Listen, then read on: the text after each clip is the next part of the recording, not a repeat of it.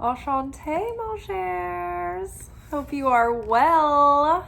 We are here for our weekly alchemy message.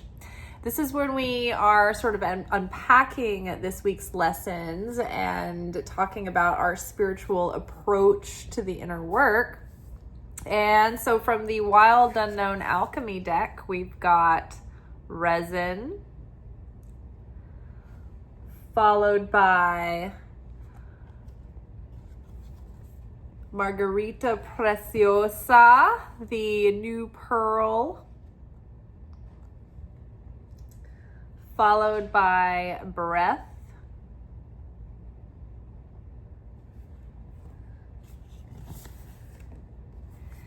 and then underneath resin we have 7 of Swords. Underneath the new pearl, we have King of Cups.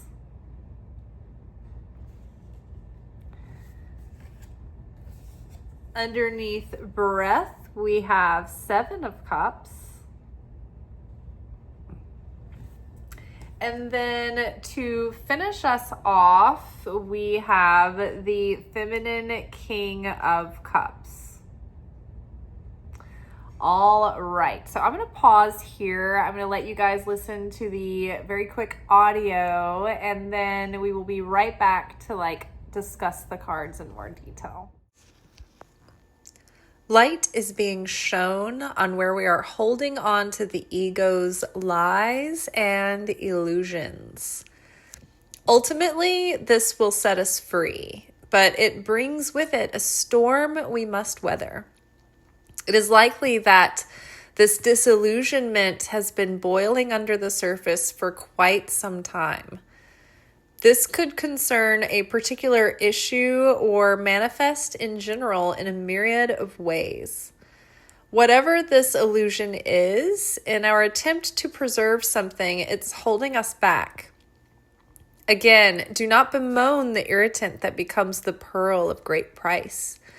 We are developing a level of spiritual and emotional strength and fortitude that we could never have achieved otherwise. Breathe and allow space and stillness to sift through and decipher illusion from reality, fantasy from dream. Now that we are being stirred awake, what do we do with our day? All right, so I think that the resin card is interesting because it's often our cards might have a twofold meaning, and I think that's true here. So resin is something that you use to capture and preserve a moment, something suspended in time. Something we want to preserve or hold on to. Sometimes that can be really precious and beautiful, right? But then other times it can be coming from a place of fear or wanting to hold on to the illusion of control. It can come from a place that keeps us stuck. In fact, this is an example that came up in my Kabbalah class last week. My teacher, David, not my normal teacher, David, I talk about, but a different David. He was using this example. He was talking about how, when we're little children, he's like, when I'm going back into my phone and I'm going through my computer and I'm looking through my hard drive, I see that when I was a young kid, I didn't take a lot of pictures. When I'm a little child, we don't take pictures, right? But when we're older, we start taking so many pictures. And he's like, I've got 1 million pictures of my daughter, and she's 1, and I've got pictures of her first bite of avocado. And he's like, I know it's ridiculous, because at what point am I going to go back and be like, oh yes, and this was the cherished first bite of avocado? He was like, I know I'm doing it overboard, but I can't help it. And he was like, he was pointing out that it's coming from a place where we don't believe that things are endless, that we are we're buying into the illusion of time and space, when really time is an illusion. And he made a point. He was like, it's like I'm trying to preserve her at this stage, because it's like what people say, like, oh, they're not, one forever, right? They're only one once. They're only babies once, right? And so you get overly precious about things because you're trying to control and you're trying to hold on and you can't let go. And you're clinging to an illusion anyway. And a wrong illusion, because he pointed out we don't believe that there is this eternal baby that I can go back to and think about and pull to my mind any moment. Like, for instance, my best friend from like years ago, my earlier adulthood, died in our 30s, and it was like a tragic accident. It was very sudden. And I have missed him ever since, but there is a part of me that can feel like he's right there, like he's just at his house and I can call him anytime I want, and I'm just not calling him right now. And sometimes it feels like he comes to me through his energy, and he'll speak to me through my heart, and it'll be, I'll envision him, and it'll be like I can see him, and it'll be just like he's here. And sometimes I believe that he is, like I believe that he'll drop in and he'll just drop me a line and he'll say something, or he'll leave a little joke or a little surprise. And so in that way, I haven't felt like I've lost him in that sense. I always miss him, and I wish that I could call him on the phone, and I wish we could hang out, and I wish he was here to make me laugh. But in a way, he's with me, just not in the way that I want to be able to experience him. But his eternal essence is still here, and I can access that. If I need to, I can close my eyes, but I almost don't even need to. And so David was pointing out that if he really wants to connect with his 1 or 2 year old daughter, his baby daughter, at any point, all he has to do is close his eyes and take himself back to that time and place. And it's like he's there. It's like he's there with her. There's almost no separation from that. So there is like this eternal now that's always happening, and we can always connect with it. And so that's what helps us let go. And it's like we can't hold on even if we wanted to, even if we could. Like it's an illusion, right? We can't stop death. We can't stop time. There's so little in this world that we can really control other than our own perception and responses to life, right? So letting go of that illusion of control. There is something that it's like an illusion that we're buying into, that we're holding on to. Like the 7 of Swords, the distilled energy of 7 of Swords is illusion or trickery or dishonesty or deception. And it's something that might steal something or take something away from you. So what I feel like here is that there's something that we're trying to hold on to. Because look, even the character here, it's like she's trying to hold on to her eggs, and the eggs are going to hatch. You can't hold on to those eggs forever, right? And there's something about this that's like, there's something that we're trying to preserve, or there's multiple things going on at the same time. We talked about earlier in the week that we needed to preserve our inner child and our ability to have joy and to laugh and to play and to participate in the things that we love and our talents and our gifts and our purpose, because otherwise we just start to entropy and there's nothing worth living for anymore. And so, we were trying to observe our ability to have humor And we were trying to observe our ability to have a childlike sense of play and hold on to our childlike optimism and belief and wonder. So, and then there might be like a childhood dream coming back, right? However, on the other hand, there could be things that we're holding on to that are keeping us stuck and limited.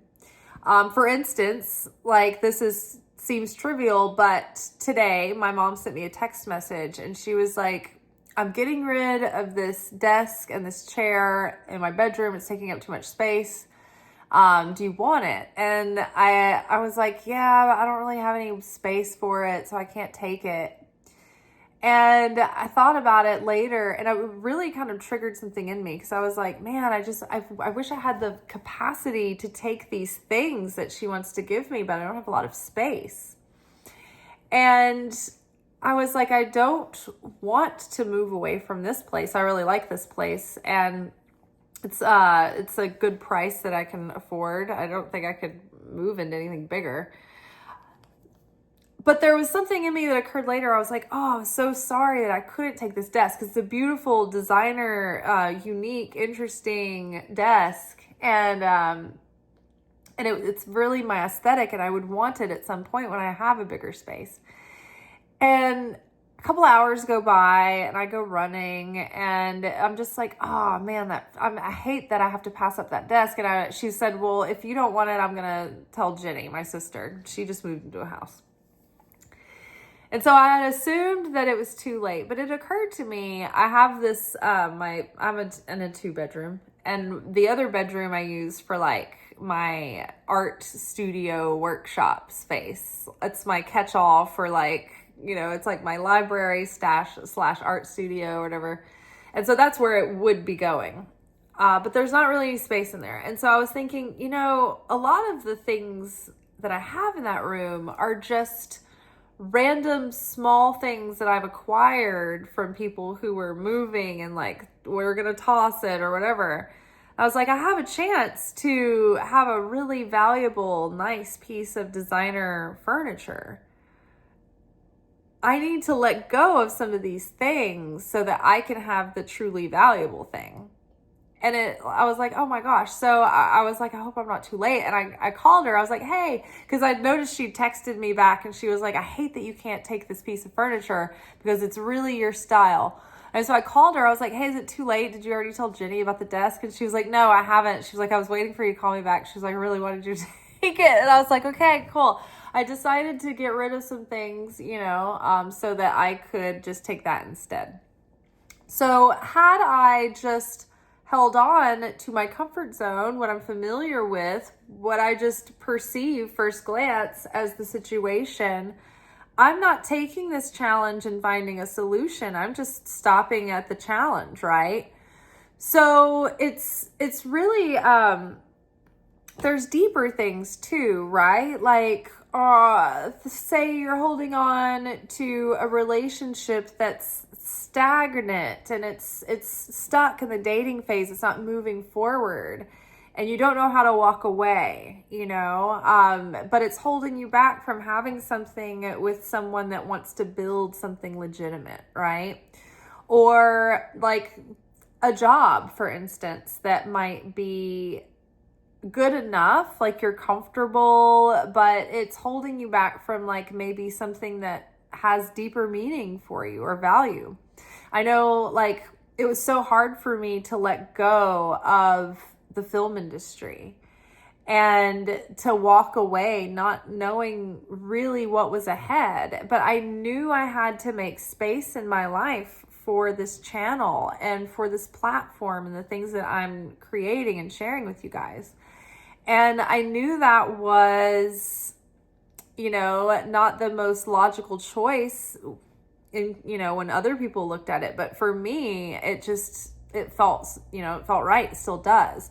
But it took me a really long time to be able to walk away from film because I felt that it gave me something, that it elevated me, and at least I had I may not have a lot of money, but at least I had a job that was it was considered like a legitimate thing, you know what I mean? And I left to be what some people would look at me and think that I'm lost and I don't know what I'm doing with myself. And that's not really the case, but that's what it looks, you know what I mean? So I was holding on to something that made my ego comfortable, but it was an illusion. I wasn't really doing anything that had any kind of value or purpose. And now I do. It may not look like I'm having big success to the world, but making an impact in people's lives and sharing ideas about God and about Jesus and about the soul and the spirit that are important. Like, I feel such a sense of fulfillment and peace and purpose in this, even if it's not materially successful or, something that seems glamorous or not cringe to other people, right? So something that we need to preserve, but then there's also something that we're holding on to that might be keeping us stuck, that might be keeping us trapped or suspended in a pattern or a phase that we're not able to move out of. Maybe we've bought into something that is a lie or a falsehood, right? Look at the world today. The world is full of people lying to us from every which way, with an agenda, trying to get our money, trying to get our vote, trying to get this, trying to get that. And so maybe there's things that we need to re-examine. Is the wool being pulled over my eyes? Am I deceiving myself about something? Am I missing something? Am I living in a fantasy and that is holding me back, right? And are you fantasizing about something and not taking action? Before I started this channel, I thought about it for years. And I had journals of ideas for videos and blogs and vlogs. And finally it was just like, you know what? I just do it. Just start making this. It was eating me up inside that I wasn't doing it. And I was being overly perfectionistic and thinking I had to have all of these content ideas ready to go. You know what? I wrote them all in a book and I've never made any of those videos that I thought I needed to think of all these topics, right? It's like, no, all we have to do is meet every day and be here and have the vessel available, and it comes through. Right? There's never a lack of things to talk about or things to make videos. If anything, I don't have enough time in the day to make all the videos I want to make, right?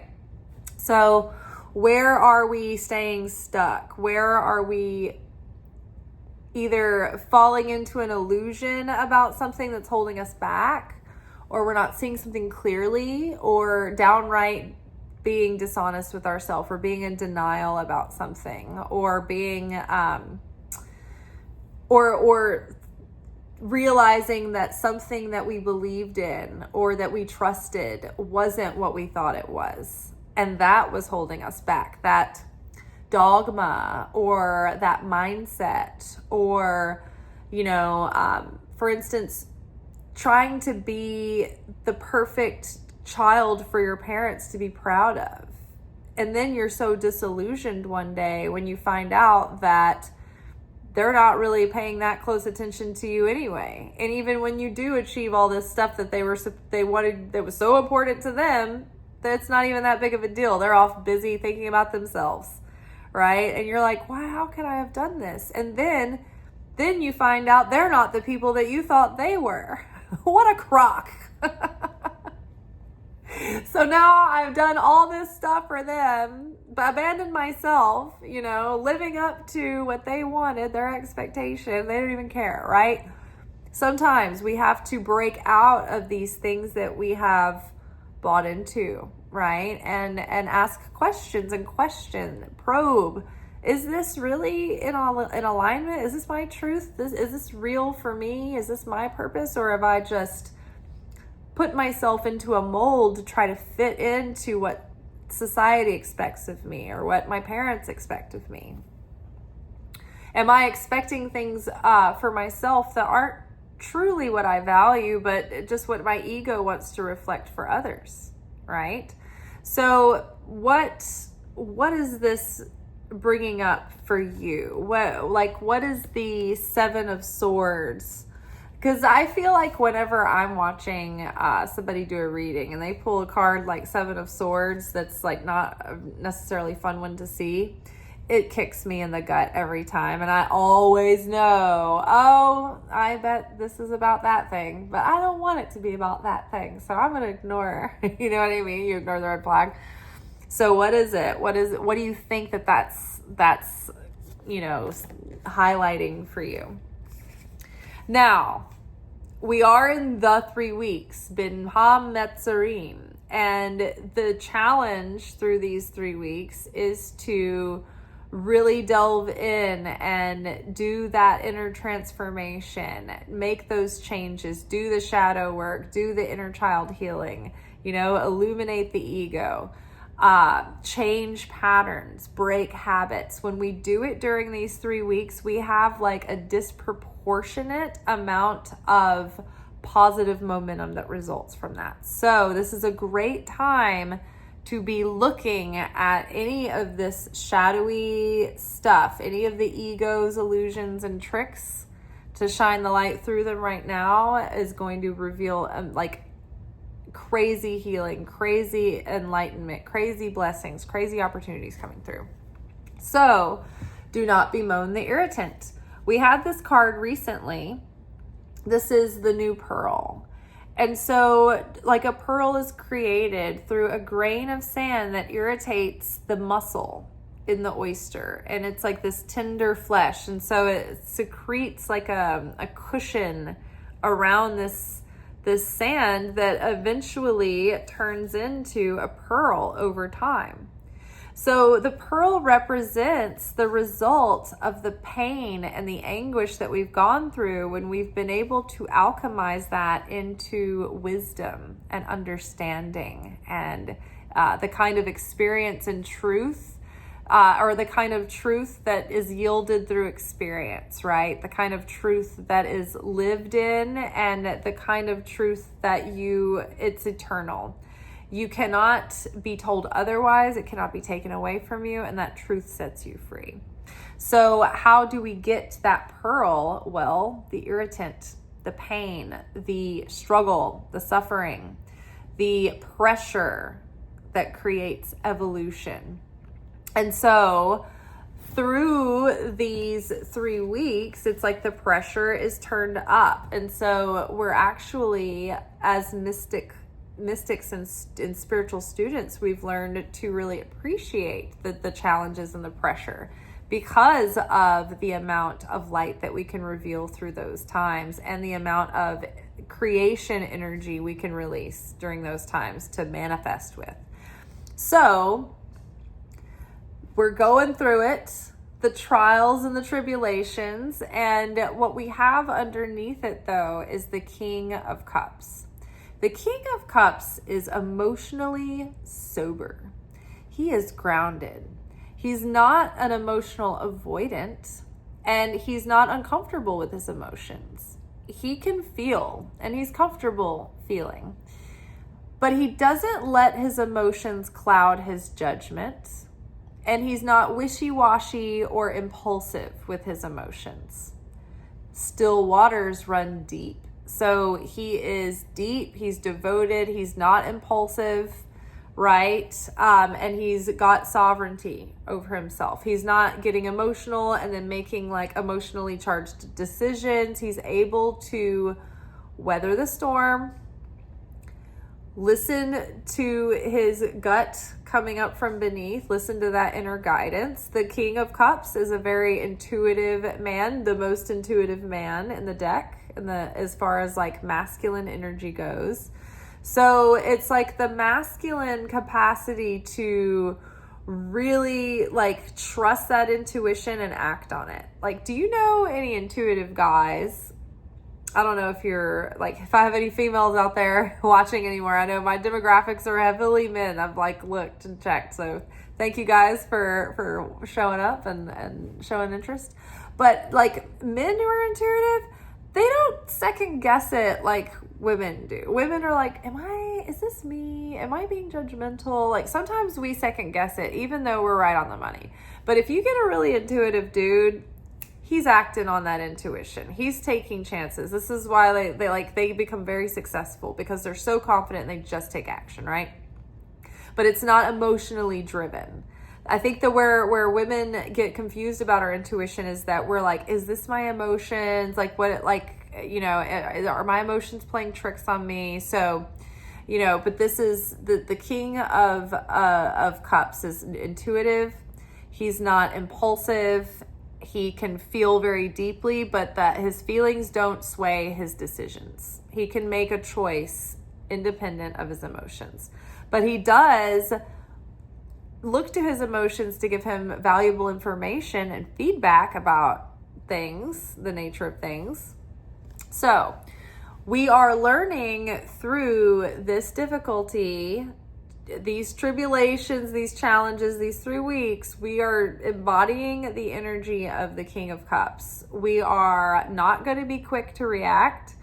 We're going to allow ourselves to move through these 3 weeks very slowly, very intentionally, with a lot of presence and self-awareness, because we don't want to fall into reactive behavior. We don't want to be affected and then start like downward spiraling and domino effect because of the affective behavior. That is the wrong consciousness to be in, and it cuts us off from our blessings, because the creator is cause consciousness, not effect consciousness. So we are training to become more like the King of Cups, sovereign, wise, understanding. Our experience has yielded this inner authority and this spiritual sovereignty that we have. But we can't get there without going through the storminess, right? We can't get there without going through the trial, because that's where we, cut our claws, right? That's where we build our strength and our grit. Okay, and so while we are in this initiation portal, the key now is to breathe, give yourself space to observe the situation before you react, right? Just like give yourself time to sit and reflect, to reflect on yourself. But also to reevaluate your dreams and your fantasies right now. Reevaluate your options. 7 of Cups is a card about dreaming and imagining and fantasy, but the fantasy can go into delusion, and the fantasy that lasts too long and you're not taking action, right? It's like thinking about, oh, I want to write a book someday, or I'm kind of slowly piddling away on notes and I'm feeling like I'm writing a book. It seems like I'm doing it, but I'm not, right? You're not making that, like you're fooling yourself, and you're not like making it like a disciplined, structured writing practice. It's a good example, right? I'm writing a book. I'm in the research phase, and it's like you can tell yourself that you're in that phase forever, and years go by, and it's like you haven't written a book, right? So as we're in this moment, it's like, okay, look at what you're doing. What are your methods? Are you getting closer to your goals? Or do you feel like you're treading water? Do you feel like you're going in circles? Are you fantasizing and not dreaming? Like, right? Like I was thinking about distinguishing the difference between dreams and fantasies and illusions and reality. And I feel like dreams they have more steam. We're working towards them. We are actively working towards our dreams. Dreams are attached with a plan, but like fantasies are like dreams and imaginations that you think about and you ruminate on, but you're not really taking any action. And even if you are taking action, it's like sporadic, and it doesn't get momentum going, right? And it never results in anything being completed. So think about that, reevaluate, okay, it's like You've realized that there's something snaky going on, so you've gone back to the drawing board and you're like, exhibit A, I see what's happening here. So give yourself some space to do that in. Also, I feel like there was another thing coming through with the breath. I feel like we keep getting a lot of invitations from Spirit to really get serious about making a meditation practice. And I think it's a meditation practice that also involves like conscious breathing. It's not just like, a nice walk through the woods where I calm myself and I think about I let my thoughts run. It's like more like of a meditation discipline, because I feel like there are visions and like channelings that will come through when we give our instrument the right space to do it in. And I feel like the breathing and the sitting in that timed stillness for like 20 minutes or so, I feel like there's a lot of stuff that wants to come through. I feel like we might have a lot of visions that come forward, but I feel like Spirit really wants to sit in meditation, and it's got to be because they want to give us transmissions. So I feel like we need to set time aside to do that and to explore that. And any kind of like meditation practice that might trigger like visions, like with any like special breathing techniques, like the Essenes were an ancient Jewish sect that would have these special meditations that they would do in hopes that it would like bring on visions, right? So anything of that orientation, I think we're being invited in that direction. And just to cap off the whole reading, we have the feminine King of Cups. So in this deck, there is the king and the queen, but there's also a feminine king. And so the way that I interpret this is that the queen is like the mastery of the feminine embodiment of the suit, the feminine aspects, the characteristics. The king is the self-mastery of the masculine aspects of the suit. And the feminine king is the balance and marriage of the divine masculine and feminine aspects of the suit. So you're well balanced and you've achieved both the mastery of the feminine aspects and the mastery of the masculine aspects.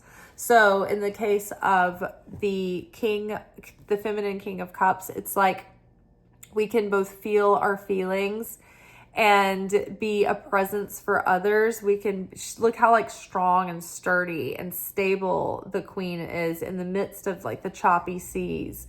You know, the surface circumstances are changing all around us, but like we can stay solid within it. We can stay solid in our certainty and even be a shelter for others. Even be that calming influence that helps others get through the storm, right?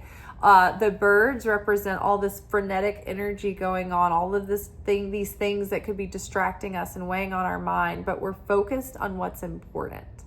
So, and making decisions with that level of sovereignty, and we're conducting ourselves with self-awareness and sovereignty and self-mastery, and not just at the whim of our emotional capacity of the day, right? Okay, that is all for tonight, y'all.